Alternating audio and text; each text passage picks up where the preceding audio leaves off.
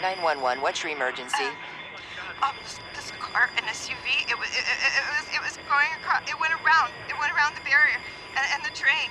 Oh, God. Ma'am, did a train hit an SUV? Is that what happened? Yes, the train is still going. The train is going, and the car, I can't believe it. You can't judge the speed of an approaching train. That's why the signals are there. Stop. Trains can't. Paid for by NHTSA.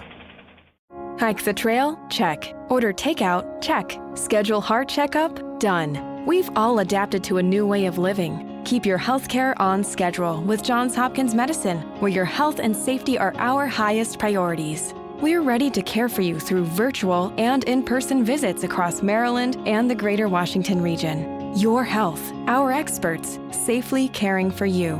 Schedule your care now. Learn more at hopkinsmedicine.org/safe. Following episode of the podcast is sponsored by Grammarly Premium. Get a 1-month free trial of Grammarly Premium. Also, thank you to vidIQ for sponsoring today's show. And get your free trial of Amazon Music Unlimited. All you need to do is click on the link to my website to find out.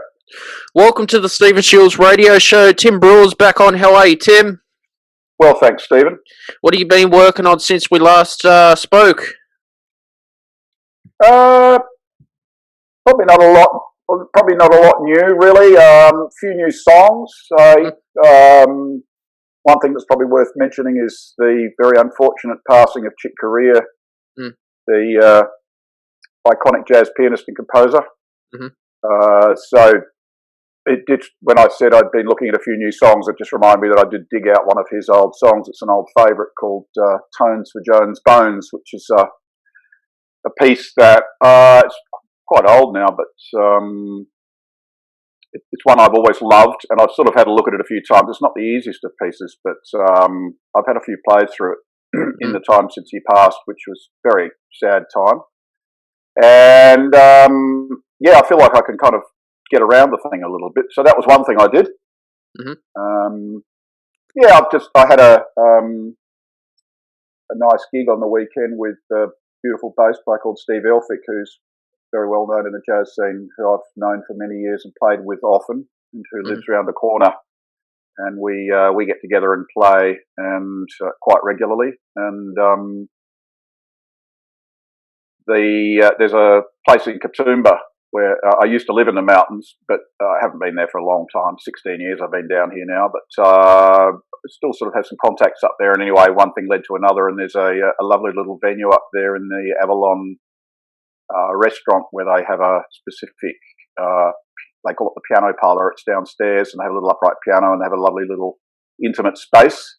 And the guy gave me a few dates at the end of last year. So the last one I decided to use Steve, so we could actually have a gig and playing some pieces together to an audience, which was lovely.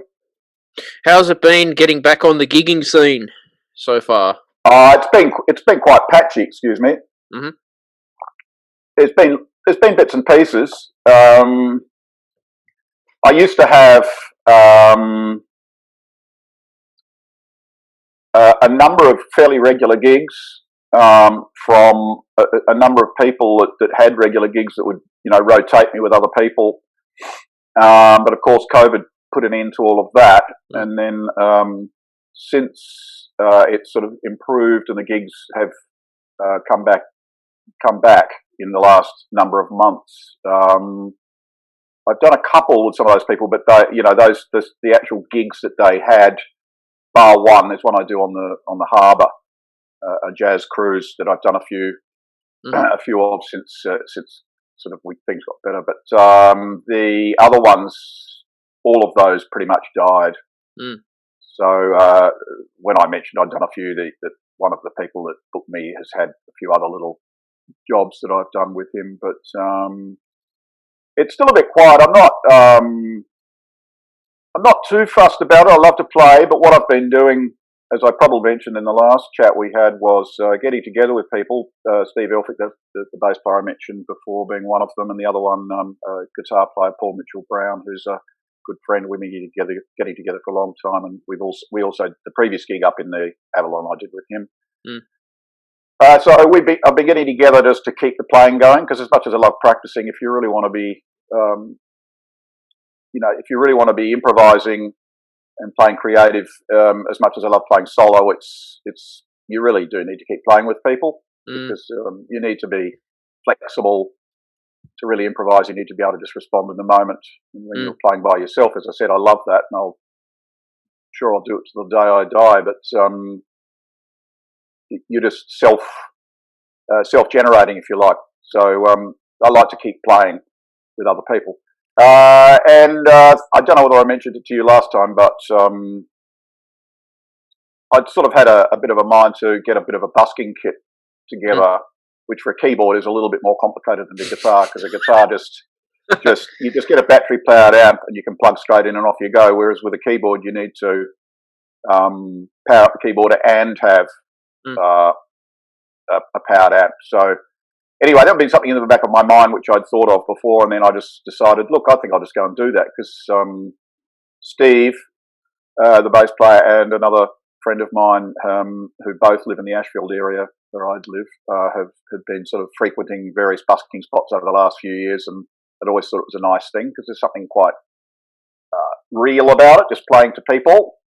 And so I can't remember when it was, somewhere towards the end of last year I went and did that, and so Paul and myself have been busking down. We just go down to a local, just out the front of a local supermarket down in Summerhill, which is a suburb down the road, and just play there for a couple of hours, and it's lovely. So that's kept me playing. But there are gigs to be had. It's just that because I've been so focused on this solo piano music, as I discussed with you last time, I just haven't really felt like I've had the energy to get something up and running, because unless gigs come to you and people ring you, as I said, I've had a few of those, you really just have to generate your own work. And that means putting together a project, approaching a venue, etc., etc. And I just haven't quite had the energy to do that. But look, there's things going on. So I've been, doing some gigs, and as I said, doing busking and getting with playing with people. So I've been playing quite a bit anyway. Yeah. Do you have a manager or an agent that helps you get all the work for you, or you do it all yourself? No, I don't. I've never had one of those. I mean, I think people that are high-level jazz artists. I'm not sure in Australia. Somebody like James Morrison, of course, would, but I mean, he's sort of the top of the pile, really, when you think of jazz in Australia. Maybe somebody like Emma Pask does. A few people that you would say are fairly bankable commercially probably do, because it's obviously just it's sort of a financial equation without wanting to be too mercenary about it all. So no, I've never had that. I've had I've been in bands where the band has been given work by an agency, and I've had various agents over the years use me from time to time, and just call me out of the blue for something. But no, I don't know anybody like freelance jazz musicians like myself that would have a manager. In America, of course, if you're a bigger name, like it just reminds me, there's a wonderful pianist called Fred Hirsch, who has been a favourite of mine for a good 10 years or something. And I actually contacted him recently because he was advertising online lessons, and he's well known as a very good teacher, and I had a number of questions I had for him. So I contacted him, and unfortunately, since the time he advertised for online lessons during his live streams earlier on in the COVID situation, he's not doing anymore. But just as I was thinking management, when I contacted him, he definitely has management. And so people that are reasonably well known, it quite likely will. But in general, somebody like myself, you just dig up all your own work. I mean, the only exception to that, as I say that, is the well-known venue, Foundry 616 in Sydney, which is probably the most, what would be the best-known jazz venue. The guy that runs that, Peter Rajnevsky, has contacted me often to do work there, to just offer me gigs. He's actually contacts me out of the blue, which is really lovely. Unfortunately, the last time he offered it to me, it just wasn't right. That's the right time. So it may be that if I'm keen to go back there, I'll end up contacting him. But yeah, he's as I said, he's contacted me a number of times. Do you get an opportunity to sell any CDs when you're gigging and working at the same time? Look, every time I do that particular gig, the Foundry 616, I sell a few CDs. I take them along, even though the only one I've ever done under my own name is from 2007, so it's getting on a little bit. I have some in my bag when I go busking, but I've never been asked for them. So I usually carry a couple with me. I used to when I first put it out, and I used to sell quite a few that way. CDs are less popular than they were, which is an obvious thing to say. But I'm still a fan, as I also said in our last conversation. So the answer is occasionally. It's good that things are getting back to normal after COVID. Gigging slowly coming back as well. Are you still at AIM at the moment? Yes, I think we spoke about a month ago, so we probably were getting ready to just start then because we're in week. Well, I was in there yesterday doing week 4. I think we might have had our general staff meeting, which took place after a lot of us not having been in there for a good 10 months or so. I think we ended up moving to face last year, maybe mid-April or something. So yes, I'm in week 4 now. The only slight spanner in the works was last week. I'd been to Melbourne on the weekend to see my granddaughter, or daughters, and my daughter and her husband, her family. And as you're probably aware, they called a snap lockdown. So I had to, I flew back on the Sunday night with a view to going to AIM on the Monday, but the ruling was made that if you entered Victoria or the Melbourne greater area at least, any time after February the 13th, you had to self-isolate till the end of their lockdown, which is Wednesday evening. So I had to do last Monday online and cancel my ensembles. But yeah, that's the only exception. So we're back in there. As I said, I was in there yesterday, and I only said to the ensemble that I was able to get back together again with face to face yesterday. It was so nice to just rehearse a band again. No, it is. Because I really enjoy running ensembles and rehearsing bands and getting students to realise their potential and getting them to get songs up and running and getting them to sound good. When you were in Melbourne with the whole borders, what was it like for you travelling there? Look, it was very straightforward, Stephen. My wife and I went down on the Thursday evening. We had booked the flights. I knew I needed to come back on the Sunday evening, so we just booked those flights. We have driven. We actually quite enjoy driving, but obviously need to allow a bit more time. And we just hung around the Preston area, which is where my daughter lives. We didn't venture anywhere. I got into a car once, I think, in the time. So we just did a lot of walking. A lot of the times when you looking after children, as I was. At the time, just to give my daughter and her husband a break, you just end up going for walks, putting them in the stroller, or throwing them on your back, or getting on a bike or something. So we just did a lot of that. So I didn't venture out of the suburb of Preston at all. So it was just a 3-day, quite a brief visit, and just wandering around that particular suburb. I'm trying to think the mask thing got reinstated a little bit, so we had to wear masks when we went to when we entered the cafe. We were able to take those off when we started eating and all of that. But there wasn't much to speak of in terms of how it was to deal with. I mean, people were walking. You had to wear a mask when you're outside, so people were wearing masks. But there was, there's not much really to report there. What about coming back home? Was it easy getting back to Sydney? It was straightforward, but I'm pleased to say that because I've been, as I think I probably said in our last conversation, quite cautious with the COVID thing and taking all of the recommended precautions. So when I landed, I'd had to fill out a declaration online, and I had that on my phone. And we were all met by workers in their blue plastic garb, and I think they had clear face masks on, gloves and everything, and they had a look at our declarations and then read off a list of the hotspots to make sure we hadn't visited them. And then put a little orange sticker on us so that people knew that we'd been checked out. But from then on, it was straightforward. I just went home and, as I said, I self-isolated, just had to cancel a few things and did a bit of stuff online. So it was fairly low-key. Was it like what the media make it out to be, like it's a whole drama at the airport?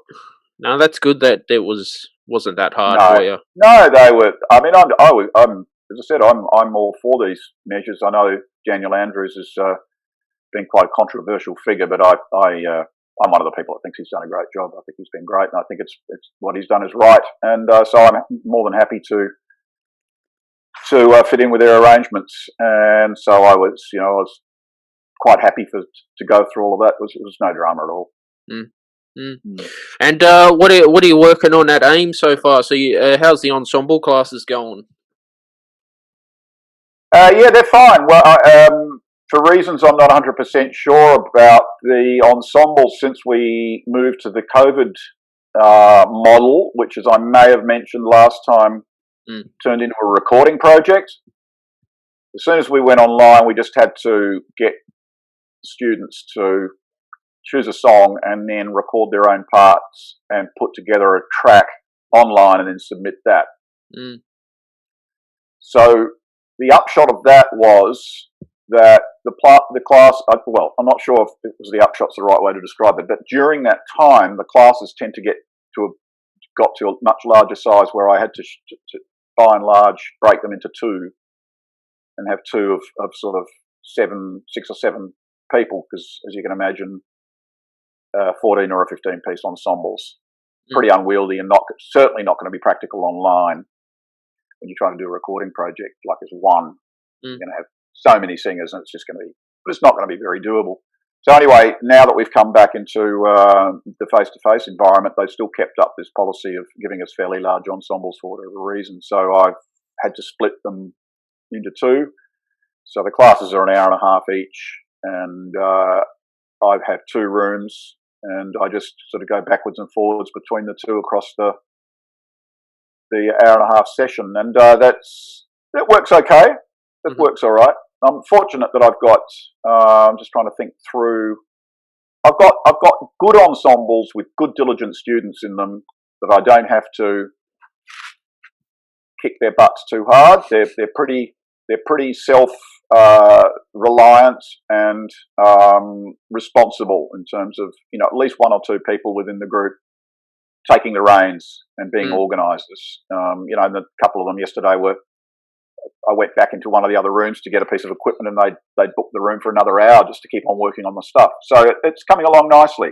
As Awesome. I said, I've got some really good students, which is great. It's one of the more gratifying things I do there, and it's like you sort of have a little family of people for the 3 months that you end up being together, and it's always a satisfying thing to see them through. I mean, it's I've occasionally had ensembles where I have to work a lot harder than I'd like to get a result, but these ones aren't like that. So that's all good. And sorry, go on. Yeah, what songs you working on for your ensemble classes? The first one we're doing a John Mayer song called Neon, which was one I wasn't familiar with, even though I've worked with ensembles playing quite a lot of his pieces over the years. That's from one of his earlier albums. It's a really nice track. And let me just think. The other one are doing what was originally a Radiohead song called Creep, which is quite well known, but they're doing it based on another version in a slow 12/8 blues style. And then I do 2 ensembles in a row, and then the second one, the bigger of those 2 is doing, they're called, it's a song called Colours. It was a band I wasn't familiar with. I'm just trying to remember the name of the artists. Black lead singer, guitar player, something like, not the Black Panthers, because I know that's like a Black Power movement, but something like that. And the other group are doing a Stan Walker song. Stan Walker was the last guy to win Australian Idol, Indigenous singer, lovely singer, and they're doing one of his pieces. So we're just working on one piece per ensemble at the moment because we have a week 6 Mhm. assessment to work towards. Do you So, teach yeah. any Beatles in your ensemble Uh, classes? we certainly have done. Yeah. When I run the ensembles, what I was about to say was that it's actually one thing I like about the ensembles, apart from what I've already said, is that it keeps me in touch with the pop music of the day often. I mean, sometimes they were talking about wanting to do Rhiannon by Fleetwood Mac yesterday, and I actually said to them, geez, I think I've heard that a few too many times, and actually I was around when the album came out, Not to say that it's not a good song, but there's just a few, like, say, Superstition by Stevie Wonder and things that I think that they've just been done to death, so I tend to discourage them from doing that. But what I was getting at is that in general, it's good for me to listen to some of the more recent artists and their songs, because I like to stay abreast of it. And speaking of the Beatles, I mean, that's, I was born in 1957, so I was totally a child of the 60s, and the Beatles were a massive, massive part of my soundtrack. We could spend a couple of these talking about the Beatles as far as I'm concerned. But I was just going to say something else. What I often do, I like to run these ensembles democratically. So as I said, I like them to choose the pieces, and then it gives me a chance to hear some new music, and then we just make it a democratic process in terms of what songs we pick. I just become another member of the band in terms of putting my hand up, although occasionally I might have to take a slightly more responsible position if there's a conflict with choices or something like that. But I have had it happen where the kids are stuck, and I say, look, if you guys can't choose something, there's always the Beatles catalogue. And if I just think about some of the ones that we've done over the years, Don't Let Me Down, which is probably one of my favourite songs of all time. I think we did do Paperback Writer, which actually I did love it, but it was really nice to revisit it and see what made it tick in terms of seeing what the chords were and seeing the riffs and things like that. I'm trying to think. We did Let It Be, which is a fairly obvious one to do a while back. I've done Come Together. I can't think of what other ones. There's probably others. What about Revolution? Have you touched on that? No. And Hey Jude? Yeah, of course. I mean, they were Hey Jude, Revolution were the two sides of a single from memory. I think I'm right. There was Get Back and Don't Let Me Down and Hey Jude and Revolution, which I just wore out. I used to have back in the 60s one of those little turntable players, little record player. I can consciously remember this would have been about 69, 70, just putting on Revolution and just standing there listening to it and then just putting it back on. And, I might listen to it 6 or 7 times in a row. I just thought it was so, so good at the time. And as a slightly humorous aside, around that time, the well-known Beatles movie Let It Be came out with that famous rooftop concert, and my two brothers and myself used to get up on top of the garage with tennis rackets and do an imitation of those guys. That was just the most exciting thing when you were whatever I was then, 11 or 12. So have you always been a pianist all your life, or did you play other instruments, Tim? My musical history was that I can't remember whether I told you this last time, but you've asked a question. I don't think I did. I lived in America for nearly a year in 1966 and 67. So I was 8 and turned 9 there, and my mother just chose for me to go to a local music school to take piano lessons because she was a really artistically orientated person, and I didn't have any choice in the matter, and I didn't really want to go. And I remember actually running home sometimes. I don't remember much about my studies, but I did. I mean, I didn't do that very often. I stayed with the lessons, but because they'd been dictated to me by my mother, and I don't have any animosity about that at all. It was just like it wasn't something that I chose to do, and I don't remember anything about the music other than I'm sure it was just a traditional diet of classical music, which of course, apart from the fact that we had classical music playing around the house, didn't really relate to my life. And I had many conversations with my dear mother, who's unfortunately no longer with us, but in subsequent years when I got back into the piano at a later age, and I'll talk to you about that in a minute because it ties in with Chick Corea, about what would have happened if they'd perhaps given me Beatles songs, because as I said, I'd grown up with the Beatles, and at that time, I think I can remember sitting and listening. We had an old Bakelite radio on the bench in our house that would have been before going to America, and listening to things like Ticket to Ride and I Feel Fine. Some of those songs around the Help era, just sitting listening to this music.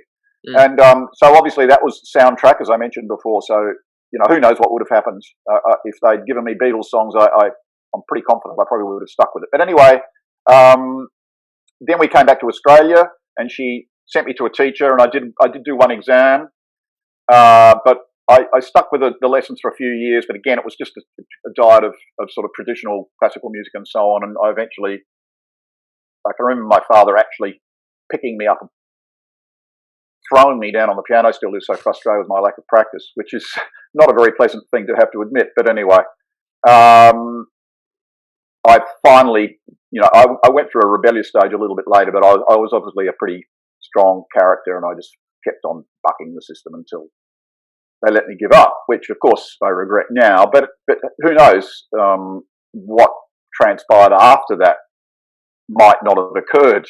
It might have gone in a completely different direction. I do remember having said that thing about my father, that we had the family piano, which is a Steinway upright, which is actually just in the room adjacent, that I brought back here from Adelaide, which is where I come from after my mother died. He had a student that he tutored that came round, and I remember being gobsmacked. This guy sat down and played some boogie woogie, and I just thought it was the best things that I've ever heard in my life. And I remember being very excited by it, but it didn't at the time translate into me going, oh, can somebody teach me how to play that? But I remember being very excited by that. That was just a little aside that I'd forgotten about. But during the ensuing years, I think I finished lessons at around about 11 or perhaps 12. We were sent to recorder lessons for a little while, so I learned a bit of recorder. And a little bit later, when I started, I'd got back into the piano, but just to sort of jump ahead a little bit to answer your question as best I can, I did take a term of guitar at the teachers' college that I was studying at when I first decided, was first trying to find out what I wanted to do with my career. But if just to give you a bit more comprehensive idea of the chronology of my musical development, I mentioned Chick Corea before. What happened was I'd stopped piano lessons at about the age of 12 or whatever it was, and I can recall various times where there was a piano somewhere and I would just tinker on it or something and have a little bit of a play for a number of years. But there was a good long number of years where I didn't really play. And anyway, in 1977, the year I turned 20, my parents headed overseas. My father was doing a master's degree in London. And so I actually, at that time, had done a complete teenage rebellion thing and was completely into cars. And I decided, because all of my friends were taking up apprenticeships in the motor trade, although one of them was chose to be a carpenter, I decided I'd do a motor mechanics apprenticeship because I was right into cars and I loved, taking the engines out and putting all of the fancy stuff on the engines and putting wide wheels on them and all that sort of stuff. Anyway, so I ended up being a motor mechanic, doing a full motor mechanics apprenticeship from the years of 1975 to 79. So right smack bang in the middle of that, my parents the whole family decided to go to London for a year. So I stayed back to finish my motor mechanics apprenticeship. Had a few friends move into the house, and that was the year that I, after listening, and this is I put this up on my Facebook post when Chick died last week. I'd been listening to bands like the Eagles, and I loved Elton John, and of course the Beatles were all in there, and the obvious suspects: Rolling Stones, Pink Floyd, Led Zeppelin, Deep Purple. But as the 70s wore on, I started to become aware interestingly enough, through an Australian band called Ayers Rock, which is obviously a politically incorrect way of describing Uluru now, but it was obviously a play on words. Ayers Rock was a band that played what was called jazz rock at the time, which is these days tends to be called fusion. And a friend of mine who was one of those friends who didn't play music but that was always had the latest sounds, he hit me to this band, and they were doing they did at least one Weather Report instrumental, and if you know anything about so-called fusion music or jazz music, Weather Report were one of the biggest names within that genre. And so that started filtering through. I'm going, oh wow, these are new sounds. I like these. And then a big one was Jeff Beck, the guitar player, who obviously came through the British blues rock scene through the Yardbirds, and but sort of had quite a high profile in the late 70s, playing stuff that was jazz influenced. And he played with a guy called Jan Hammer, who's a keyboard player, on his album called Wired. And I think it was Jan Hammer was on that. There was also another guy called Max Middleton, an English keyboard player.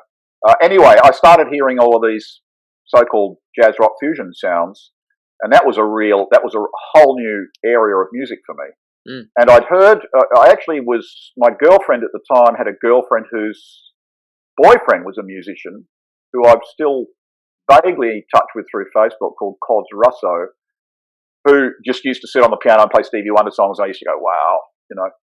But he'd mentioned Chick Corea, and so Chick Corea's name was in the air. And so I was listening to these new sounds, and I used to, when I had my job as a motor mechanic, I used to go every Saturday morning. I'd go into Adelaide and just buy records. That's what I did. And I'd go into a record shop, and I'd either buy something I knew, or I'd look at something on spec and just go, I reckon this might be good. And quite often I didn't listen to them. I didn't want to listen to them. Anyway, I just happened one day to grab one called Romantic Warrior by a band called Return to Forever, which was Chick Corea's fusion band, and took that home. And there was some acoustic piano playing, jazz piano playing on there that just went bing. I just went, my God, that is so amazing. He had a lot of classical in his playing, and he had a really sparkling technique, and of course it was a beautiful grand piano. Even though there's a lot of electronic music stuff on there that I could really live without now, there was a couple of pieces that had double bass and that a beautiful sparkling acoustic piano with all of the improvisation and all of the stuff that I was soon to discover were part of the sort of jazz language. So it's an interesting thing to think about, because during that year of 1977, I suddenly felt like I wanted to go and get back into piano lessons. And I think because my parents were away, and I can actually remember having misgivings and thinking, oh, is it too late? Because I was 19. And because my sister had gone right, my brother Jason, who I mentioned last time, is a saxophone player. He had a similar experience to me. He learned a few instruments and then didn't play music for quite a long time during his teenage years. And he ended up taking up guitar and wanted to get a saxophone whilst he was in England. So it was quite an interesting period for the Bruer family. But anyway, my sister, who's 7 years my junior, had gone through the traditional classical regime. And so I just remember thinking, Hillary did it right, and I don't know whether it's the right thing to go, whether I'm going to have any chance of doing this. But so I suppose because my parents weren't around, it made me feel like I could take a bit of a risk and do it in case I didn't succeed or something.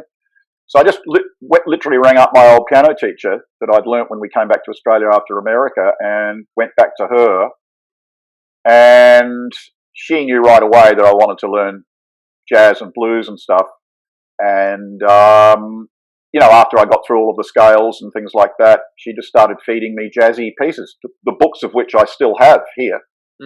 And it just blossomed from there. So even though as time went on, Chick Corea, given that there was quite a bit of what I'm talking about was based around him being an inspiration for me, he an absolute giant, but not ultimately quite my favourite player, even though there's a lot that he did is just absolutely fantastic. Somebody like Bill Evans, who I learnt about through him, I'm pretty sure, certainly Miles Davis, who then had Bill Evans on his Kind of Blue album, which of course I'm sure you know.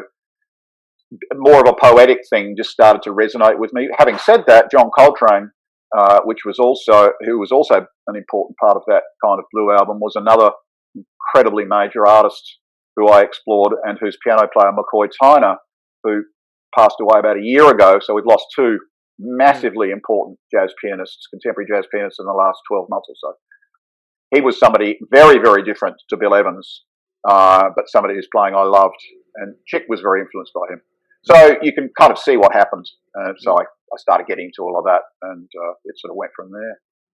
So being a mechanic at one stage of your life, did you decide to pursue it as a full-time job after the apprenticeship or not? No, the day that my apprenticeship finished, yeah, I was, what do you call it?